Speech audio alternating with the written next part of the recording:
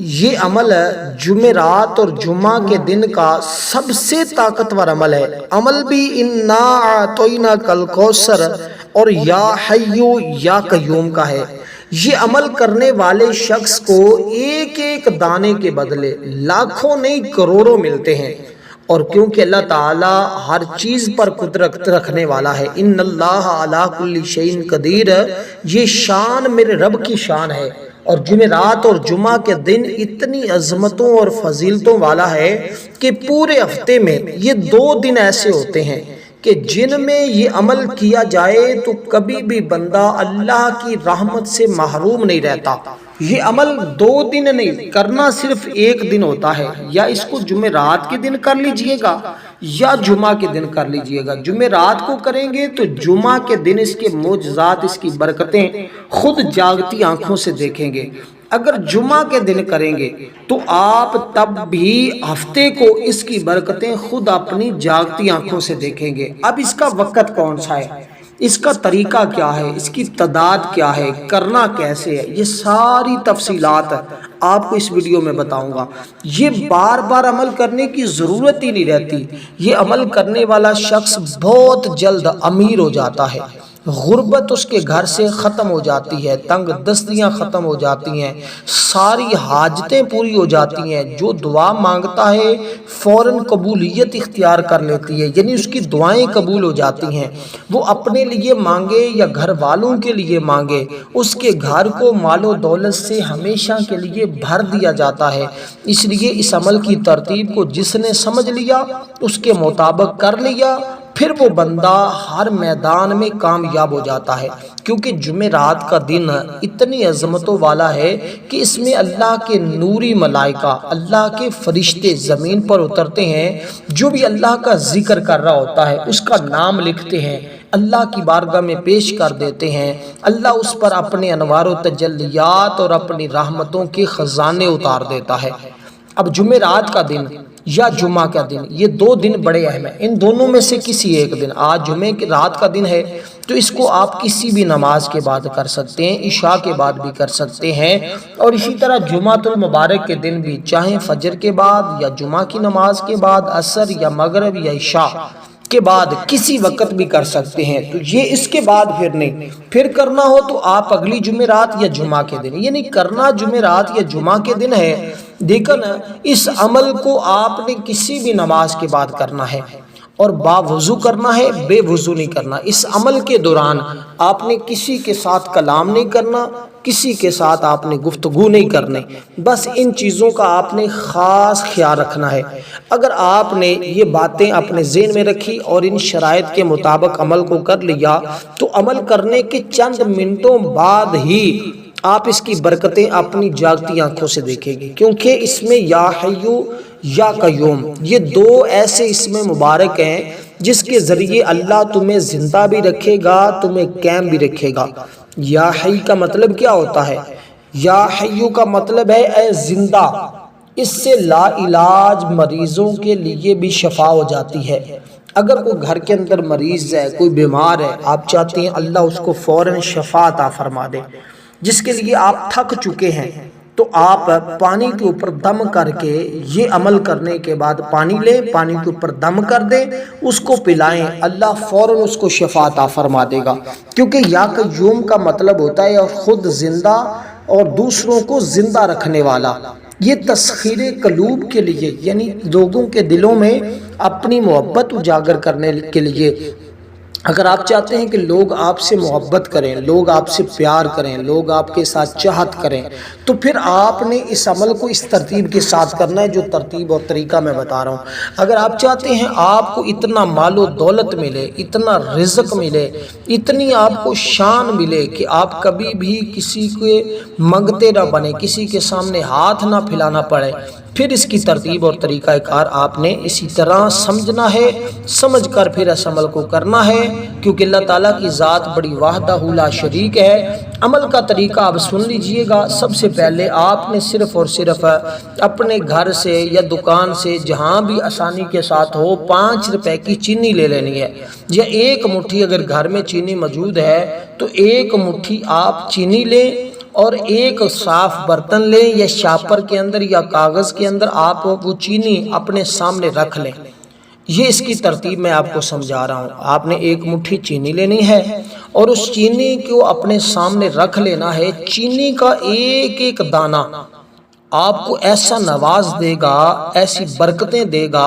آپ کو اگر لاکھوں نہیں کروڑوں بھی چاہیں گے تو ایک ایک دانے کے بدلے آپ کو لاکھوں نہیں اللہ کروڑوں بھی عطا فرما دیتا ہے۔ کیونکہ میں نے کہا تھا قرآن مجید کے اندر اللہ تعالیٰ نے واضح ارشاد فرمایا ہے، ان اللہ علی کل شیء قدیر، بے شک ہر چیز پر قدرت رکھنے والی یہ میری ذات ہے۔ تو اللہ ہی کی وہ ذات ہے جو ہر چیز پر قدرت اور طاقت رکھتی ہے۔ اس لیے اللہ تعالیٰ کو حاضر ناظر جانتے ہوئے اللہ تعالیٰ کی بارگاہ سے اس کے خزانے حاصل کرنے ہیں، اور اس کا طریقہ اور اس کی ترتیب یہی ہوگی جو میں نے آپ کے سامنے عرض کی ہے۔ سب سے پہلے باوضو ہو کر کسی بھی ایسی جگہ بیٹھ جائیں جہاں تنہائی میسر ہو تو تنہائی میں بیٹھ جائیں، ورنہ کسی بھی ایسی جگہ بیٹھے جہاں لوگوں کا رش نہ ہو، لوگوں کا ہجوم نہ ہو، لوگ آپ کو پریشان نہ کریں، لوگ آپ کے ساتھ کلام نہ کریں۔ عمل کے دوران آپ نے کسی کے ساتھ گفتگو نہیں کرنی، کسی کے ساتھ آپ نے کلام نہیں کرنا۔ تو یہ اس کی ترتیب ہوگی، یہ اس کا طریقہ کار ہوگا۔ رکے ہوئے کام یا ٹھیکے کو جاری کرنا چاہتے ہیں، اگر کوئی شخص مکان، دکان، کارخانہ، فیکٹری تعمیر کر رہا ہو اور تعمیر ہوتے ہوتے رک جائے یا پایہ تکمیل تک نہیں پہنچ رہی، وہ بندہ اس عمل کو جمعہ کے دن کرے یا جمعرات کے دن کرے، اور یہ عمل کرنے کے بعد اللہ کی بارگاہ میں دعا کرے، اور انشاءاللہ دعا کرتے ہی اس کا بند کاروبار چلنا شروع ہو جائے گا۔ اگر پیسے ختم ہو چکے ہیں تو اللہ غیبی مدد عطا فرما دے گا۔ ایسی اگر کسی ٹھیکیدار کا ٹھیکہ رک گیا یا محکمے میں کیے ہوئے کام کی ادائیگی نہیں ہو رہی، وہ بھی اس عمل کو کر سکتا ہے۔ اسی طرح کو رنڈوا جس کی شادی نہیں ہو رہی، یا ایسی خاتون جس کی منگنی یا شادی تو ہوئی ہے لیکن رخصتی نہیں ہوگی، تو یہ سارے معاملات کے لیے، ہر رکاوٹ کے لیے یہ عمل سب سے زیادہ طاقتور ہے۔ اب عمل آپ لوگوں کو جیسے میں نے کہا اسی ترتیب کے ساتھ آپ نے بیٹھ جانا ہے۔ بیٹھ کر آپ نے سب سے پہلے درود پاک پڑھنا ہے، صرف اور صرف 7 مرتبہ۔ درود پاک کی تعداد آج کل تقریباً ہر وظیفے کے لیے 7 بار بتائی جا رہی ہے، کیونکہ یہ عمل بڑے خاص ہوتے ہیں جن کے اول آخر 7 بار درود پاک کا ذکر کیا جاتا ہے۔ وہ عمل چھوڑنے والے نہیں ہوتے، ہرگز ان کو نہیں چھوڑا جاتا، اس لیے غیب اور بھاگے ہوئے کو بھی اس عمل کے ذریعے واپس لایا جا سکتا ہے۔ اور اس کے علاوہ اور بھی بہت ساری چیزوں کا اس کے اندر جو ہے وہ راز بہت اہم ہے۔ اگر میں آپ کو وہ ساری چیزیں بتاؤں تو آپ خود بھی حیران ہوں گے کہ واقعی ہی ایسا عمل ہے جس کے ذریعے اللہ تعالیٰ بندے پر اپنا کرم فرما دیتا ہے، بندے پر اپنی رحمت فرما دیتا ہے، بندے پر اپنے انوار و تجلیات کی بارشوں کا نزول کر دیتا ہے۔ یہ میرے رب کی شان ہے، یہ اللہ تبارک و تعالیٰ کی شان ہے کہ وہ اپنی مخلوق کو اس انداز سے دیتا ہے جس طرح اس کی مخلوق اس کی بارگاہ سے مانگتی ہے۔ اب درود پاک جب آپ نے پڑھ لینا ہے تو نیت آپ نے درود پاک سے پہلے اپنے مقصد کی کر لینی ہے۔ وہ مقصد شادی کا ہو، بے اولادی کا ہو، وہ مقصد کسی جگہ فتح اور کامیابی کا ہو، وہ مقصد دنیا کا کوئی بھی ہو، کوئی حاجت ہے، کوئی دشمن پریشان کر رہا ہے کہ اور آپ کو وجہ پریشانی لاحق ہے، آپ نے اس کا تصور کر لینا ہے، نیت کر لینی ہے۔ نیت اس طرح کی جاتی ہے کہ یا اللہ فلاں میرا مقصد ہے، فلاں پریشانی میں مبتلا ہوں، فلاں میرا کام رکا ہوا ہے، آپ نے اس کا نام لینا ہے۔ نام لینے کے بعد آپ نے درود پاک پڑھنا جو تعداد بتائی ہے، اس کے بعد قرآن مجید کی یہ سب سے اہم اور سب سے قیمتی سورت پڑھنی ہے، کیونکہ اس سورت کا تعلق ان مہینوں کے ساتھ ہے۔ اس سورت کے اندر قربانی کا ذکر موجود ہے، اور یہ قربانی والے مہینوں میں پڑھنا اس کی بڑی شان ہے، اس کی بڑی عظمت ہے، اس کی بڑی ہی فضیلت ہے۔ اگر آپ کو سمجھ آ گئی تو انشاءاللہ تعالی آپ دیکھیں گے کہ کیسے آپ اپنے مقاصد کے اندر کامیاب ہوتے ہیں۔ کیونکہ میں نے بہت سارے لوگوں کو دیکھا ہے،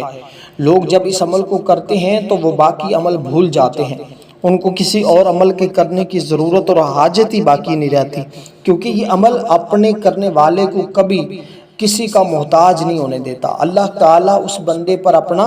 کرم ہمیشہ فرماتا رہتا ہے، کیونکہ جمعرات کے دن کی فضیلت اتنی زیادہ ہے کہ میرے آقا نے خود فرمایا اللہ کریم فرشتوں کو بھیجتا ہے جن کے ہاتھ میں سونے کے قلم ہوتے ہیں، چاندی کے کاغذ ہوتے ہیں، وہ لکھتے ہیں کون جمعرات کے دن یا جمعہ کے دن حضور کی ذات پر درود پاک پڑھتا ہے؟ تو اس لیے جمعرات اور جمعہ کا دن ان دونوں کی فضیلت ساتھ ساتھ ہے، کیونکہ جمعرات کے دن کا تعلق حضرت آدم علیہ السلام جو میرے اور آپ کے ساری مخلوق کے باپ ہیں، ہر بندے کے باپ ہے میرے آدم علیہ السلام، اور جمعہ کا دن اللہ تعالیٰ نے نبی پاک صلی اللہ علیہ وسلم کو عطا کیا ہے، حضور کی امت کو عطا کیا گیا آقا علیہ السلام کے صدقے سے، اور جمعرات کا دن حضرت آدم علیہ السلام، تو ہم آدم علیہ السلام کی اولاد ہیں اور آقا علیہ السلام کے امتی ہیں، غلام ہیں، تو اس لیے ہمیں یہ دونوں دن ہی مبارک ملے ہیں، تو ہمیں چاہیے ہم ان دونوں دنوں میں سے کسی ایک کا انتخاب کر کے اس عمل کو اس ترتیب کے ساتھ کر لیں، پھر اس کی بہاریں خود دیکھیں آپ۔ اسی طرح جب آپ نے اس عمل کو اس ترتیب کے ساتھ کر لیا، کیونکہ اس دن میں اللہ تعالیٰ جنت کے دروازے کھول دیتا ہے اور ہر بندے کی بخشش کر دیتا ہے جو اس سے بخشش طلب کرتا ہے، جو اس سے معافی مانگتا ہے، اللہ ہر ایک کی بخشش کر دیتا ہے، اس کو معاف کر دیتا ہے، اس لیے اس سے معافی مانگیں، بخشش طلب کریں، اور اپنے تمام گناہوں سے جب بندہ بخشش، کیونکہ دیکھیں یہ حج کا مہینہ ہے اور سب لوگوں کو پتہ ہے کہ یہ حج کا مہینہ کتنا افضل، حاجی حج کے لیے گئے ہوئے ہیں، اور اس کے ساتھ ہی وہ قربانی کا مہینہ بھی آ گیا، تو اس لیے حج سے افضل کام۔ ایک روایت ہے کہ دو بھائی اللہ تعالیٰ کی رضا کے لیے ایک دوسرے سے ملے، ان میں سے ایک نے دوسرے سے کہا، یعنی دوسرے سے کہا کہ کیا آپ نے کہاں کا ارادہ کیا ہے؟ اس نے کہا میں نے بیت اللہ شریف کا حج کیا اور نبی علیہ السلام کے روضہ اقدس کی زیارت کی نیت کی ہے۔ دوسرے نے پہلے سے سوال کیا آپ نے کیا ارادہ کیا ہے؟ اس نے کہا کہ میں اپنے بھائی کی ملاقات کا ارادہ کیا جس کے ساتھ میں صرف اللہ تعالیٰ کی رضا کی خاطر محبت کرتا ہوں۔ پہلے بھائی نے دوسرے سے گزارش کی کہ آپ مجھے بھائی کی زیارت کرنے کا ثواب میرے حج کے ثواب کے بدلے دے دیں گے؟ دوسرے نے تھوڑی دیر کے لیے اپنے سر کو جھکایا، اس دوران عالم غیب سے یہ ندا آئی، وہ کہہ رہا تھا اللہ تعالیٰ کی رضا کے اصول کے لیے اپنے مسلمان بھائی سے ملاقات کرنا اللہ تعالیٰ کے ہاں 100 نفل حج کرنے سے زیادہ افضل اور بہتر ہوتا ہے۔ تو یہ چند چیزیں نیت کا اصل دار و مدار ہوتا ہے، تو جیسی نیت لے کر آپ بیٹھیں گے اللہ تعالیٰ اسی طرح کا معاملہ آپ کے ساتھ فرمائے گا۔ تو اس لیے دوستو یہ وہ لمحات ہیں، یہ وہ چیزیں ہیں جو ہمارے سمجھنے والی ہیں، جو ہمارے لیے انتہائی ضروری ہیں کہ ہم ان پر عمل کریں اور ان کی برکتیں حاصل کریں۔ اور دیکھیں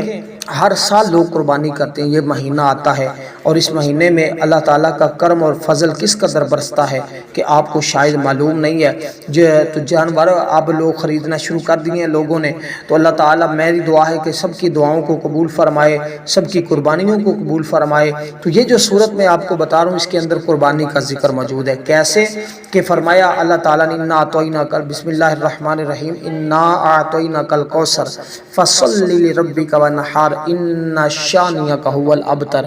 کہ اے حبیب بے شک ہم نے آپ کو خیر کثیر عطا کیا ہے، اور خیر کثیر کے ساتھ ساتھ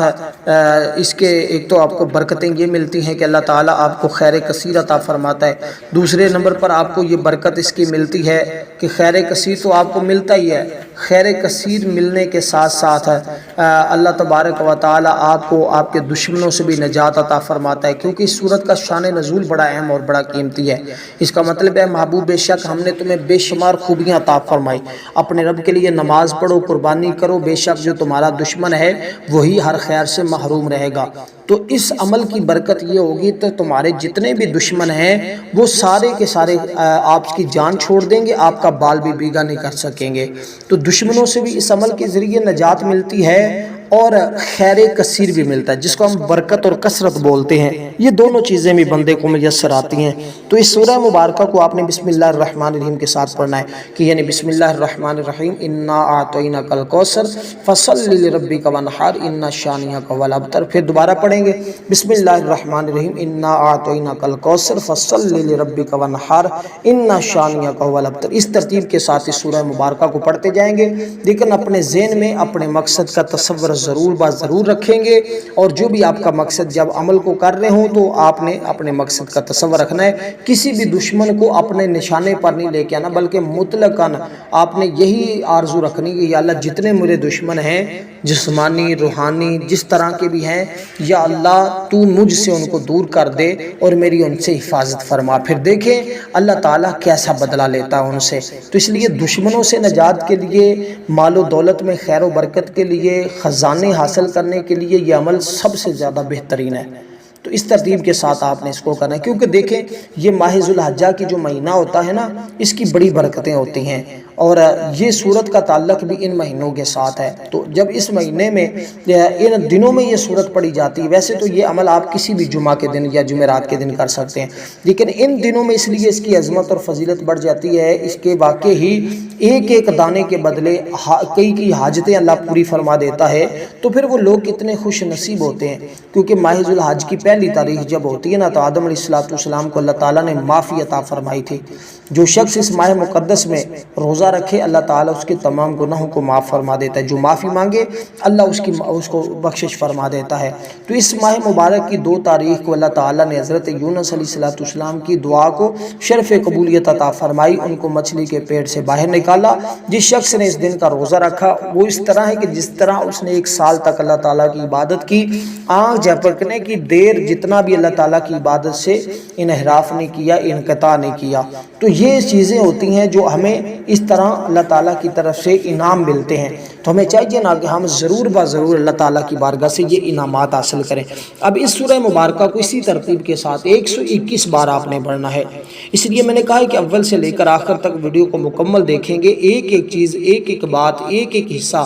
آپ کو بڑی آسان لفظوں میں سمجھاؤں گا، تاکہ آپ سب لوگوں کو اس عمل کی سمجھ آ جائے اور آپ اس کی برکتیں حاصل کر سکیں۔ جو لوگ تو پہلے اس عمل کو میں نے ایک بار بتایا تھا، بہت سارے لوگوں نے رمضان میں اس عمل کو کیا اور برکتیں حاصل کی، اب بھی بڑی برکتوں والے مہینے ہیں، اس میں بھی آپ آج جمعرات یا جمعہ کے دن کر کے یہ ساری برکتیں اور فضیلتیں حاصل کر سکتے ہیں۔ اور جمعہ کے دن ہماری ایک خصوصی دعا بھی ہوتی ہے، جو لوگ اس دعا کے اندر اپنا نام شامل کروانا چاہتے ہیں صرف 3 مرتبہ درود پاک پڑھیں، کمنٹ میں نام لکھیں، انشاءاللہ ان کو دعاؤں میں شامل کر لیا جائے گا۔ تو یہ ایک ترتیب ہوتی ہے۔ دیکھیں میں دعاؤں کی قبولیت کا ایک آپ کو نسخہ بتانے لگا ہوں۔ یہ حدیث مبارکہ بھی حضرت سیدنا موسیٰ علیہ السلام نے بارگاہ الہی میں عرض کی کہ اے میرے رب، میں دعا کرتا ہوں لیکن اسے تو قبول نہیں فرماتا، تو مجھے کوئی ایسی چیز سکھا دے کہ جس کے ذریعے میں تیری بارگاہ میں دعا کروں۔ اللہ تعالیٰ نے حضرت سیدنا موسیٰ علیہ السلام کی طرف وہی فرمائی، یعنی موسیٰ علیہ السلام نے اب اللہ کی بارگاہ میں وظیفہ پوچھا کہ باری تعالیٰ کوئی ایسا وظیفہ بتا دے کہ تیری بارگاہ میں دعا کروں تو ہر دعا کو قبول فرما لے۔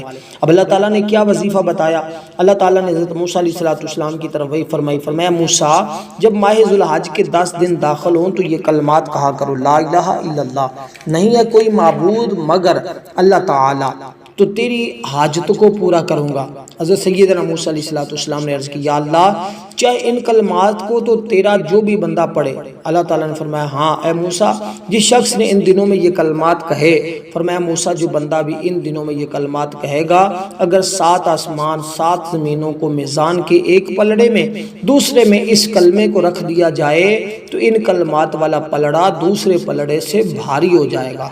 تو وہ بندہ کتنا خوش نصیب ہوگا جس کا پلڑا بھاری ہو جائے گا۔ اور اب آپ کا پلڑا ہر میدان میں بھاری رہے گا، ہر میدان میں ہی آپ کو یہ برکتیں ملتی رہیں گی،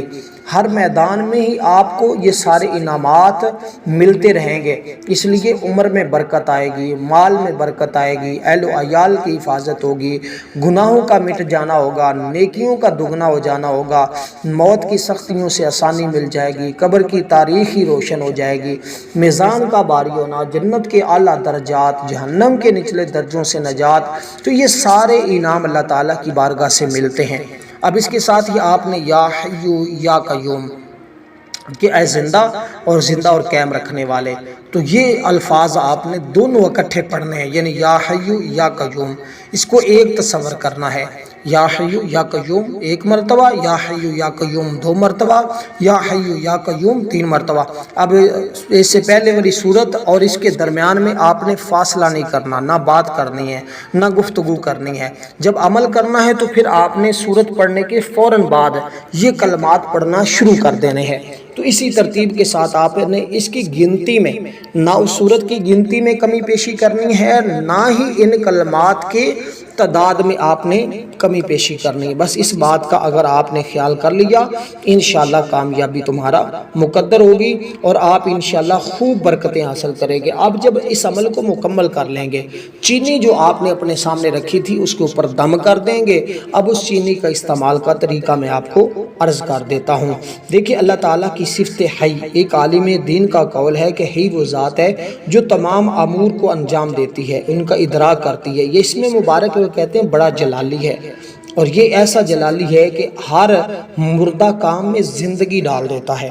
یعنی اللہ تعالیٰ ہر مردہ کام، جتنے بھی آپ کے ایسے کام ہیں جو آپ سمجھتے ہیں کہ یہ تو ختم ہو چکے ہیں، ان کے دلوں کو زندہ کر دیتا ہے۔ اس کی روح اپنے پیدا کرنے والے کی طرف متوجہ رہتی ہے، توجہ کے ساتھ رہتی ہے۔ ہمیشہ تندرست رہنے کے لیے بھی لوگ اس عمل کو کرتے ہیں، کیونکہ تندرستی قائم رکھنے والی ہے کہ اللہ تعالیٰ کی ذات ہے۔ اس کو کثرت کے ساتھ پڑھنے والا شخص ہمیشہ صحت مند بھی رہتا ہے، کبھی بیمار ہو جائے تو فوراً صحت یابی مل جاتی ہے۔ ڈاکٹر، حکیم